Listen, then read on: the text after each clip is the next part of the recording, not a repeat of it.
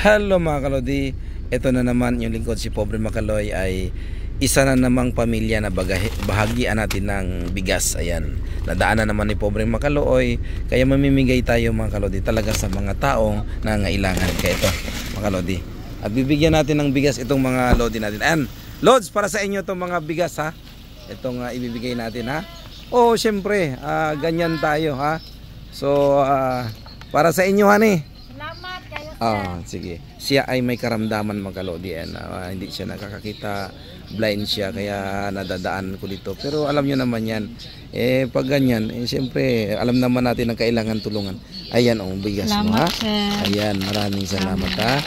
So, Pobreng Makaloy niya, charity vlogger. Ayan, bulag na siya, taga na tugbugas mga kalodi. Kaya siyempre luoy kayo na ilang sitwasyon, di ba?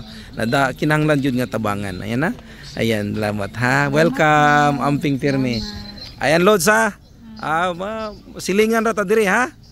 Sige, salamat kayo sa inyo ha. Sige, welcome. Love mo ni Princess Pobre Makaloy at Pobre Makaloy ha. The more you give, the more ang kalusugan natin kayamanan. Bye bye. Bye bye lods. Bye bye.